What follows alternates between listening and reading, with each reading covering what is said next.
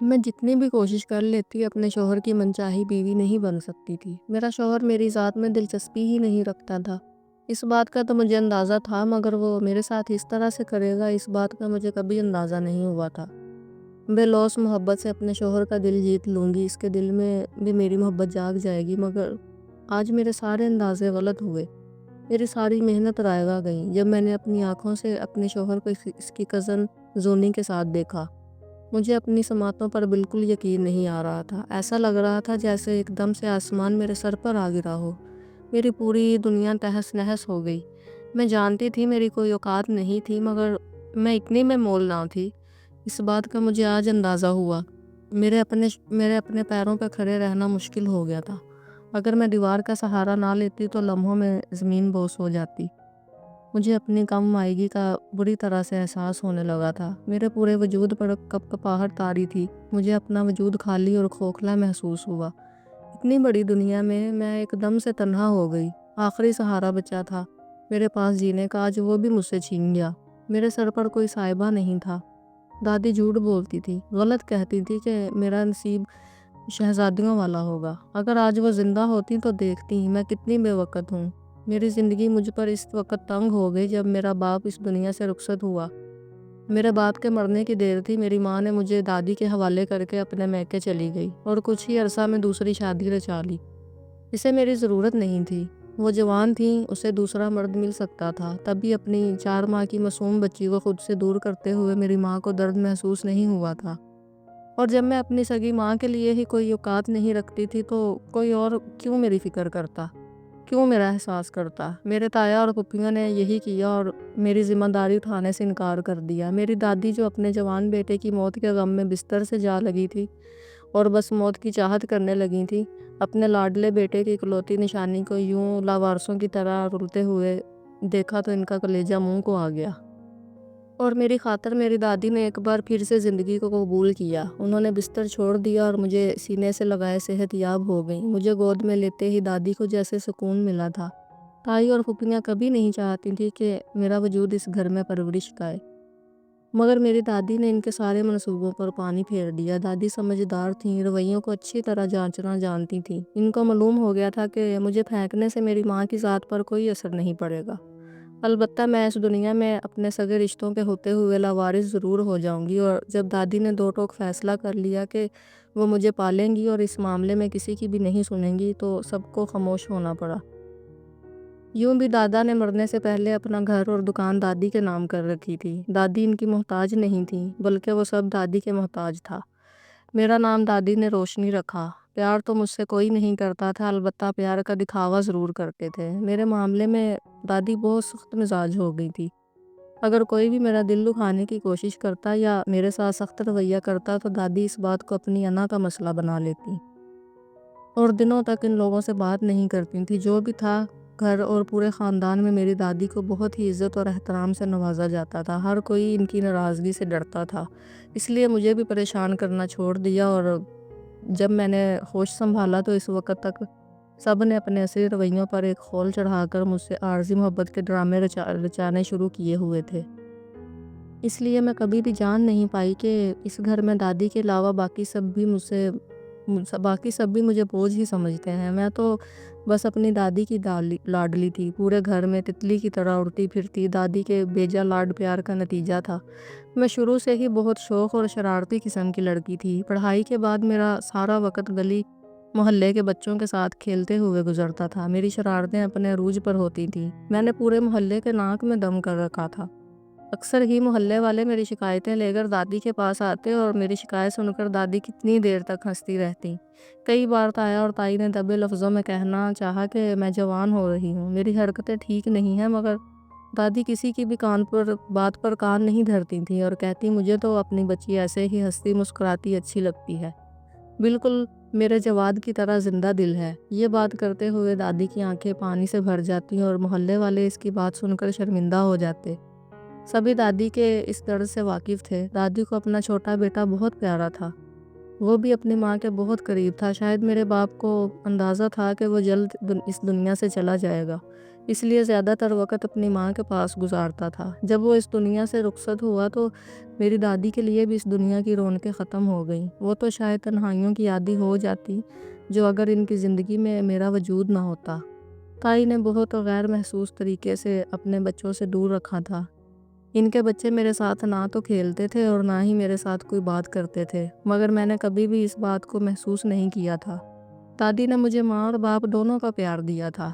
انہوں نے مجھے کبھی بھی محسوس نہیں ہونے دیا کہ میں ماں باپ کے بغیر اس گھر میں رہتی ہوں۔ کبھی کبھی تائی اور تایا کو اپنے بچوں کے ساتھ لاڈ پیار کرتے دیکھتی تو میرا بھی دل کرتا کہ میرے ماں باپ بھی ہوتے اور میری اس محرومی کو محسوس کرتے۔ دادی مجھے اپنے آغوش میں سما لیتی، ان کا پیار پہلے سے بھی زیادہ بڑھ جاتا۔ تائی اور پھوپھیاں لاکھ مجھ سے خار کھاتی ہیں، میں پرواہ نہیں کرتی تھی۔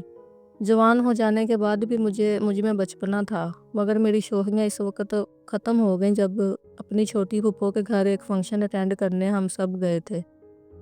وہاں باتوں ہی باتوں میں پھوپھو کی ساس نے مجھے بتایا میری ماں کتنی سنگ دل اور ظالم عورت تھی۔ شوہر کے مرتے ہی فوراً ہی اپنے میکے والوں سے مشورے پر مجھے اپنی دادی کی گود میں ڈالا اور خود اپنے ماں باپ کے گھر چلی گئی اور جلد ہی دوسری شادی بھی کر لی۔ اپنی ماں کی اصلیت جان کر میں دنگ رہ گئی تھی۔ میں سوچ بھی نہیں سکتی تھی کہ میری ماں اپنی اولاد کے ساتھ اتنی سنگ دل ہو سکتی ہے۔ مجھے تو بس یہی معلوم تھا کہ میرے والدین اس دنیا میں نہیں ہیں۔ آج ماں کے بارے میں سنا تو دل میں درد کی لہریں اٹھنے لگیں۔ اور پھر تائی نے بھی تو ہنستے ہنستے سنایا، یہ لڑکی بڑی بدبخت ہے، پیدا ہوتے ہی باپ کو کھا گئی اور ایسی نامراد کہ ماں کے دل میں جگہ نہ بنا سکی۔ ہمیں تو فکر کھا جاتی ہے یہ کوئی گل ہی نہ کھلا لے۔ ان باتوں نے مجھے شدید چوٹ پہنچائی تھی۔ اس وقت میری عمر 16 سال تھی، تب پہلی بار مجھے احساس ہوا کہ میری تائی مجھ سے شدید نفرت کرتی ہے۔ میری دادی پھوپھو کمرے میں نماز ادا کر رہی تھی، وہ یہ باتیں نہیں سن سکیں، اور جب میں بھیگی آنکھیں لیے دادی کے پاس جانے لگی تو بڑی پھوپھو نے مجھے بازو سے دبوچ کر سختی سے کہا، دیکھو لڑکی، خبردار یہ باتیں اندر جا کے اماں کے سامنے کرنے کی کوشش کی تو تمہیں تو فرق نہیں پڑتا، مگر تمہاری باتیں سن کر میری ماں کی طبیعت ضرور بگڑ جائے گی، اور اگر میری ماں کو کچھ ہوا نا تو تمہاری خیر نہیں ہوگی۔ یاد رکھنا صرف تمہیں اپنی ماں کی وجہ سے ہی برداشت کر رہے ہیں۔ پھوپھو کے سرد اور شفاف لہجے پر میں کٹ کر رہ گئی۔ میں بری طرح سہم گئی۔ مجھے ڈر لگنے لگا تھا کہ اگر دادی کو کچھ ہو گیا تو یہ لوگ تو مجھے کچا چبا جائیں گے۔ اس بات کا اندازہ مجھے اسی روز ہو گیا تھا۔ وہاں سے واپس آنے کے بعد میں کئی دن کچھ بول ہی نہیں سکی تھی۔ دادی میری اس خاموشی پر بہت پریشان تھی، مگر میں نے پڑھائی کا بہانہ بنایا تو دادی نے پرسکون ہو کر مجھے گلے سے لگا لیا، پھر بولی، دیکھو روشنی، محنت تو تمہیں کرنی چاہیے، لیکن تمہارے کم نمبر آ بھی گئے تو اتنی بڑی بات نہیں ہے۔ تم دل لگا کر پڑھو، اگلی بار اچھے نمبر آ جائیں گے، تمہیں فکر کرنے کی کوئی ضرورت نہیں ہے، چاہے جو بھی ہو جائے تمہیں تو شہزادہ بہانے آئے گا اور اپنی ملکہ بنا کر لے جائے گا۔ دادی کی بات پر میں پھیکا سا مسکرا دیتی۔ وہ ہر وقت تو مجھے یہی سناتی تھی کہ میں شہزادی ہوں، میرے لیے شہزادہ ہی آئے گا۔ میں اپنی دادی کے لیے بہت احساس ہو گئی تھی۔ انہیں ذرا سا بھی کوئی نزلہ بخار ہو جاتا تو میری جان پر بناتی، رو رو کر ہلکان ہو جاتی اور میری وجہ سے دادی بھی پریشان ہوتی۔ وہ میرے بدلتے رویے سے پریشان تھیں اور پھر جلد ہی یہ عقدہ کھل گیا جب تائی کھلم کھلا کہنے لگی، آپ بہت بھولی ہیں اماں جان، لڑکی جوان ہو رہی ہے، اس کو لگام ڈالیں، کوئی گل کھلا لیا تو ہم لوگ بدنام ہو جائیں گے۔ نہ جانے سارا دن کون سی پلاننگ میں مصروف رہتی ہے، اس کی سوچیں تو رکنے میں ہی نہیں آتی۔ میں کہہ رہی ہوں کوئی اونچ نیچ ہوئی تو برداشت نہیں کروں گی، میں بھی بیٹیوں والی ہوں۔ تائی کی باتوں نے میرا دل چیر کر رکھ دیا اور تب میں چیخ اٹھی اور بولی، مجھ پر الزام لگانے سے پہلے آپ کو یاد رکھنا چاہیے کہ اللہ کی لاٹھی بھی آواز ہے۔ آپ مجھ پر اس لیے کیچڑ اچھال رہی ہیں کہ میرے سر پر نہ ماں ہے نہ باپ ہے۔ لاوارث جان کر آپ نے میرے کردار پر تہمت لگانا شروع کر دی ہے۔ میں شرارتی ہوں مگر بدذات نہیں۔ آج کے بعد میرے کردار کی دھجیاں اڑانے سے پہلے 1000 بار سوچنا۔ مجھے میری دادی نے پالا ہے، اس عورت نے جس کے آگے پیچھے آپ سب گھومتے ہیں، صرف اس لیے کہ گھر ان کے نام ہے۔ اپنی بات کر کے میں تو کمرے میں آ گئی، مگر میری بات نے تائی کے تن بدن کو آگ لگا دی۔ ان کو بالکل امید نہیں تھی کہ میں اتنی اچانک دادی کے سامنے اتنی ساری باتیں کر دوں گی۔ وہ بلبلا اٹھیں اور یہ حقیقت جان کر دادی کی اذیت کا کوئی ٹھکانہ نہیں رہا۔ وہ بہت بری ہو چکی تھی اور اب اب گھر میں تائی کا زور تھا چلتا تھا، اب دادی کسی کو کچھ کہہ نہیں سکتی تھی۔ اب اکثر تائی مجھے باتیں سناتی اور میرے ہر کام میں 100 عیب گنواتی۔ پھوپھیاں بھی مجھے دیکھنا گوارا نہیں کرتی تھیں۔ میں ان رویوں کی عادی نہیں تھی، چاہے دادی کے احترام میں ہی صحیح یا کوئی اور کسی وجہ سے کسی نے میرے ساتھ کبھی اس طرح بات نہیں کی تھی۔ مگر اب تو اچانک سے سب کے رویے دیکھ کر میرا دل درد سے بھرتا جا رہا تھا۔ دادی کو بھی چپ لگ گئی تھی۔ انہیں اچھے سے اندازہ ہو گیا تھا کہ اب سب میرے ساتھ کیا کرنے والے تھے۔ اب تو میرے کردار کی بھی دھجیاں اڑائی جانی تھی۔ دادی اکثر بیمار رہنے لگیں، وہ میرے لیے پریشان رہتی تھیں۔ میں ہر ممکن کوشش کرتی کہ پہلے کی طرح شرارتیں کر کے اپنی دادی کو خوش کر سکوں، مگر دادی کی رنجیدگی کم ہونے میں نہیں آ رہی تھی۔ پھر انہی دنوں دادی کے ایک دوست ان سے ملنے چلی آئی۔ برسوں بعد دونوں سہیلیوں کو ایک دوسرے سے ملاقات ہوئی تھی۔ کتنی دیر دونوں ایک دوسرے کے گلے لگ کر روتی رہیں۔ دادی کی دوست دوسرے شہر بیاہی گئی تھی، اس لیے شادی کے بعد دونوں سہیلیوں کا رابطہ نہیں ہو سکا تھا۔ مگر اب سکے بھتیجے کی وفات پر ان کا شہر آنا ہوا تو انہیں دادی کا خیال آ گیا۔ دادی نے منت کر کے اپنی سہیلی کو اپنے پاس روک لیا۔ مجھے بھی وہ بہت اچھی لگی تھی۔ میری دادی کی طرح نرم مزاج پر شفیق سی تھیں۔ مجھے بہت ہی پیار سے انہوں نے گلے لگایا تھا۔ ہمارے گھر رہتے ہوئے انہوں نے دادی کی اداسی اور پریشانی کو محسوس کیا تو دادی سے پوچھ لیا۔ تب دادی نے اپنی سہیلی کو سارا احوال کہہ سنایا اور کہا، میں ہر وقت بیمار رہتی ہوں، کب میری آنکھ بند ہو جائے کوئی خبر نہیں۔ ابھی تو میں زندہ ہوں اور میری بچی کے ساتھ یہ حال ہو رہا ہے۔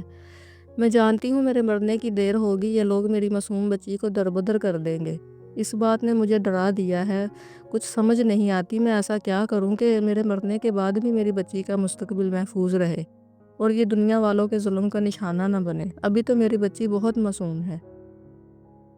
ساری حقیقت جان کر دادی کی سہیلی نے چٹکیوں میں مسئلہ حل کر دیا اور میرا رشتہ اپنے پوتے کے ساتھ کر دیا۔ رشتہ مانگنے کی دیر تھی، دادی نے ضد پکڑ لی کہ تم بس اپنے پوتے کو بلواؤ، میں روشنی کا نکاح اپنی زندگی میں کرنا چاہتی ہوں۔ دادی کی سہیلی نے بھی فوراً اپنے پوتے کو بلوا لیا۔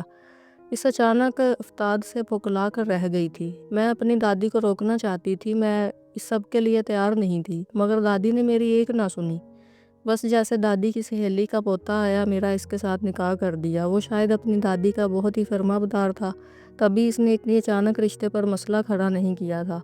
دادی کو جیسے میرے نکاح کا انتظار تھا، نکاح کے کچھ دن بعد وہ اس دنیا سے چلی گئیں۔ میں دادی کی وفات پر چیخ چیخ کر روئی تھی، میں پاگل ہو رہی تھی۔ دادی کی سہیلی یعنی اماں جان جو شادی کے کچھ وقت بعد کرنا چاہتی تھی، دادی کی وفات کے بعد رخصتی کا بھی سوچ لیا اور 2 جوڑوں میں مجھے اپنے گھر لے آئیں۔ میں شدید غم میں ڈوبی تھی اور محسوس ہی نہیں کر پا رہی تھی کہ میرا شوہر بہت زیادہ سنجیدہ تھا۔ وہ بالکل چپ سا تھا، ایسے جیسے اس کے منہ میں زبان ہی نہ ہو، لیکن گھر پہنچتے ہی اس کی زبان کھل گئی۔ وہ اپنی دادی سے لڑ رہا تھا، اچھا نہیں کیا آپ نے میرے ساتھ، اتنی اچانک مجھے بلا کر آپ نے میری زندگی کا اتنا بڑا فیصلہ کر دیا، وہ بھی ایسی لڑکی کے ساتھ جسے میں جانتا تک نہیں۔ مجھے پیار سے پالنے کا اتنا بڑا صلہ تو نہ مانگتی، اب نہ جانے گھر میں آ کر آپ کو انکار کرتا تو مجھے پتا تھا آپ نے وہیں مجھ سے ناراض ہو جانا تھا اور غیر لوگوں کا درمیان آپ کو شرمندہ کرنا مناسب نہیں سمجھا، مگر آپ نے میرا ذرا احساس نہیں کیا، مجھ سے پوچھنا تک گوارا نہیں کیا۔ آپ اچھی طرح جانتی ہیں میں ابھی شادی کے حق میں نہیں تھا، خود کو سیٹل کرنا چاہتا تھا۔ آپ کو سختی سے منع کیا تھا کہ ابھی میری شادی کا نام بھی نہ لینا، اور رشتہ کرنا تو دور کی بات، آپ نے میرا نکاح ہی کر دیا اور زبردستی اس مصیبت کو میرے گلے ڈال کے یہاں بھی لے آئیں۔ اب خود سنبھالیں، مجھ سے تو عکا مت رکھنا، میں اس کا خیال رکھوں گا یا اسے قبول کروں گا۔ یہ باتیں میرے شوہر نے میرے سامنے کی تھیں۔ میں سر جھکائے وہ ساری باتیں سن رہی تھی، مجھے رونا آ رہا تھا۔ میرے شوہر کے جاتے ہی اماں نے مجھے گلے سے لگایا اور بولی، فکر مت کرنا، تھوڑا جذباتی ہے مگر دل کا بہت اچھا ہے، ابھی غصے میں ہے۔ میں نے بھی تو اتنی اچانک اتنا بڑا فیصلہ کر لیا، اس لیے غصہ ہے، لیکن اس کا یہ مطلب ہرگز نہیں ہے کہ وہ تمہارے ساتھ برے طریقے سے پیش آئے گا۔ تم اس کے ساتھ بہت خوش رہو گی، ابھی یہیں میرے پاس سو جاؤ، شہریار آئے گا تو میں اس کے کمرے میں بھیج دوں گی۔ یہ تو شکر ہے باقی گھر والے گھومنے گئے ہوئے تھے، ہمیں آرام کرنے کا موقع مل گیا۔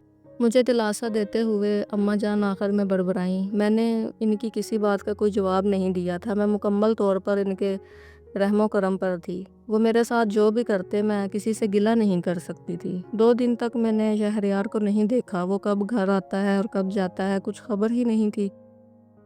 میں تو گزر رہی تھی، میں اماں کے پاس ہی رکی ہوئی تھی۔ 2 دن بعد سب گھر والے آ گئے۔ اماں جان نے میرا تعارف ان سے کرایا تو سب کے منہ کھلے رہ گئے تھے۔ ان لوگوں کو اندازہ ہی نہیں تھا کہ اماں اتنی اچانک اپنے پودے کا نکاح کر لیں گی۔ سب کے سخت الفاظ میں اماں جان کو باتیں سنا ڈالی۔ اماں جان بھیگی آنکھوں سے ان کی باتیں سنتی اور انہیں صفائی دینے کی کوشش کر رہی تھی۔ تب نہ جانے کہاں سے شہریار آ گیا اور اونچی آواز میں بولا، یہ شادی میری مرضی سے ہوئی ہے، مجھے اماں کی پسند پہ کوئی مسئلہ نہیں ہے اور میں چاہتا ہوں کہ میرے معاملے میں کوئی بھی نہ بولے، اور اماں جان کو باتیں سنانے کی بالکل بھی ضرورت نہیں ہے۔ جس نے جو بھی بات کرنی ہے میرے ساتھ کریں۔ چلیں اماں جان، کمرے میں چلتے ہیں، چلو روشنی۔ گھر والوں کو 2 ٹوک بات کر کے شہریار نے اماں جان کو تھاما اور مجھے اپنے ساتھ چلنے کا بول کر اماں جان کے کمرے کی طرف چلا گیا۔ پھر اسی روز شہریار مجھے اپنے کمرے میں لے آیا۔ میں پہلی بار شہریار کا کمرہ دیکھ رہی تھی۔ کمرے میں آتے ہی وہ مجھ سے بولا، اماں جان کی خاطر تو میں اپنے کمرے تک لایا ہوں تاکہ گھر والے اماں جان کو باتیں سنانا بند کر دیں، لیکن اس کا یہ مطلب ہرگز نہیں ہے کہ میں نے تمہیں قبول کر لیا ہے۔ میں اس شادی کے لیے تیار نہیں ہوں۔ میں چاہتا ہوں تم مجھے پریشان مت کرو۔ امید ہے تمہیں میری بات سمجھ آ گئی ہوگی۔ میں نے اس بات میں سر ہلا دیا۔ میں سمجھدار ہو چکی تھی، اب مجھ میں بچپنا نہیں رہا تھا۔ میں اماں جان کی ہدایت کے مطابق شہریار کے سارے کام خود کرنے لگی۔ میں دل سے اس کی خدمت کرتی۔ اماں جان کا کہنا تھا کہ میری خدمت کرنے سے میرا شوہر میری طرف متوجہ ہو جائے گا، مگر یہ آسان نہیں تھا کیونکہ شہریار کی کزن زونی میری ساری محنت پر پانی پھیر رہی تھی۔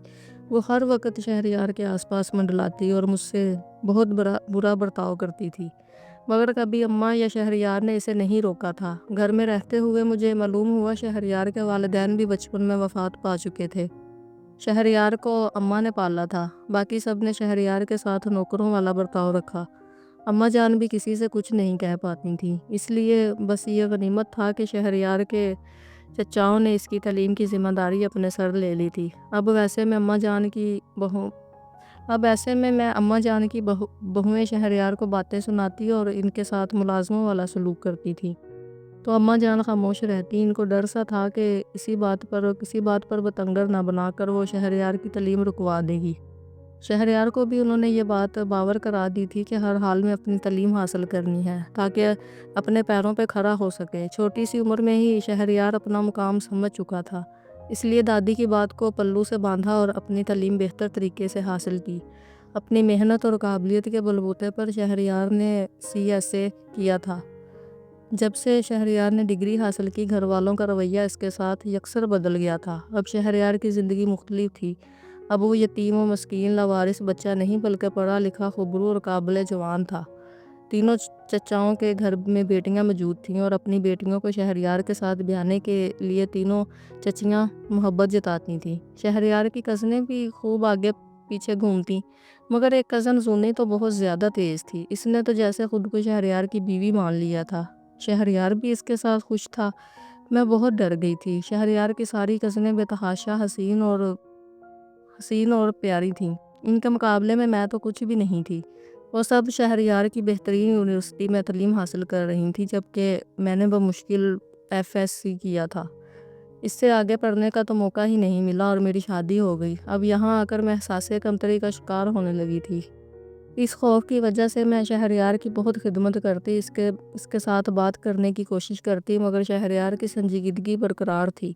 وہ زیادہ تر وقت گھر سے باہر گزارتا، صبح گھر سے نکلتا اور آدھی رات کو ہی گھر لوٹتا۔ اس کی کیا سرگرمیاں تھیں اور وہ کیا کرتا پھرتا تھا مجھے کچھ خبر نہیں تھی، لیکن مجھے اماں جان کا آسرا تھا جو مجھے بہت پیار کرتی تھی اور مجھے سمجھاتی تھیں تمہیں شہریار سے بدظن نہیں ہونا، وہی تمہارا اصل ہے۔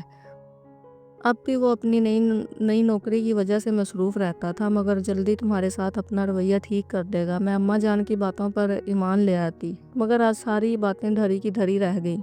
جب میں نے دیکھا شہریار کی کزن میرے کمرے میں موجود تھی اور شہریار سے کہہ رہی تھی، کب تک تم اس وقال لڑکی کو اپنے گلے کا پھندا بنا کر رکھو گے؟ فارغ کرو اسے، تمہارے لیے لڑکیوں کی کمی تو نہیں ہے، جتنے تم قابل ہو تمہارے ساتھ تو کوئی خوبصورت اور پڑھی لکھی لڑکی جچتی ہے، نہ کہ یہ ان پڑھ گنوار لڑکی۔ بس تم اسے چلتا کرو، مجھ سے مزید صبر نہیں ہوتا۔ اس کی بات پر شہریار نے مسکرا کر کہا، میں جانتا ہوں اور بس کچھ دن رہ گئے ہیں، پھر میں اپنا فیصلہ سب کو سنا دوں گا۔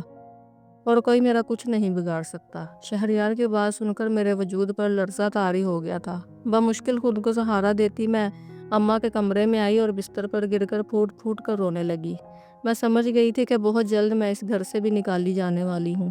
پھر اس کے بعد میرا کیا ہوگا؟ میرے پاس تو کوئی سہارا نہیں بچا تھا۔ دادی بھی اس دنیا سے رخصت ہو چکی تھی۔ میری تائی تو مجھے کبھی بھی گھر گھسنے نہیں دیں گی۔ میں تصور میں دادی کو یاد کرنے لگی، ان سے شکوہ کیا، یہ کیسا مستقبل ڈھونڈا تھا آپ نے میرا دادی؟ جہاں سے چلی تھی وہیں آ کر رکی ہوں۔ میری اتنی خدمتیں، اتنی وفا بھی میرے کام نہیں آئی، اور ایک بار پھر سے میں بے گھر ہونے والی ہوں۔ اس سے تو اچھا تھا آپ مجھے مار دیتی، میں زندہ ہی نہ رہتی۔ اس روز میں بہت روئی تھی۔ اماں جان پوچھ پوچھ کر تھک گئیں کہ آخر مجھے بتاؤ ہوا کیا ہے، مگر میں نے انہیں کچھ نہیں بتایا کہ کچھ بتانے کا فائدہ بھی نہیں تھا۔ بہت جلد ہی ان کا پوتا انہیں حقیقت بتانے والا تھا۔ میرے بولنے کی ضرورت ہی نہیں تھی، اور پھر واقعی شہریار نے اپنا فیصلہ سنا دیا۔ شہریار کے فیصلے نے سب کے ہوش اڑائے تھے۔ میں بھی بے یقینی سے شہریار کو دیکھے جا رہی تھی جب شہریار نے کہا، میں جیسی نوکری چاہتا تھا مجھے مل گئی ہے، اور الگ گھر بھی مل گیا ہے۔ میں اماں اور روشنی کو لے کر اپنے گھر جا رہا ہوں۔ آپ سب ہمیں ملنے آئیے گا، مجھے اچھا لگے گا۔ شہریار کی بات سے سب کے رنگ اڑے تھے، مگر شہریار نے کسی کی جانب دیکھنے کی کوشش نہیں کی اور مجھے اماں کو لے کر نئے گھر آ گئے۔ میں ابھی تک بے یقین تھی کہ میں تو کچھ اور سمجھی تھی، اور یہی بات میں نے شہریار سے بھی کہی تو وہ بولا، ہاں میں شادی کے لیے راضی نہیں تھا، مگر یہ مطلب نہیں تھا کہ مجھے کوئی اور لڑکی پسند تھی۔ مجھے اماں کی پسند پہ پورا بھروسہ ہے۔ میں بس تب تک شادی کے حق میں نہیں تھا جب تک اپنا الگ ٹھکانہ نہ بنا لیتا۔ میں ان دوگلے لوگوں کے درمیان اپنی نئی زندگی شروع نہیں کرنا چاہتا تھا، مگر اماں نے جلدی مچائی اور میں خاموش اس لیے رہا کہ اگر اپنی شادی کے حق میں بولتا تو وہ لوگ اپنی اوقات دکھاتے، جو اماں سے ہرگز برداشت نہ ہوتی۔ اس لیے انہوں نے جو سمجھا میں نے بھی وہی دکھایا، اور میں معذرت چاہتا ہوں میری وجہ سے تمہیں تکلیف اٹھانی پڑی، مگر اب ایسا کچھ نہیں ہوگا، ہم خوش رہیں گے۔ کیا تم میرا ساتھ دو گی؟ شہریار کی بات سن کر میں ایک دم سے ہلکی پھلکی ہو گئی اور مسکرا کر اس کے ہاتھ پر اپنا ہاتھ رکھا۔ دادی کی بات سچ تھی، مجھے ایک شہزادے نے اپنایا تھا اور اب اپنے گھر کی ملکہ بنا رہا تھا۔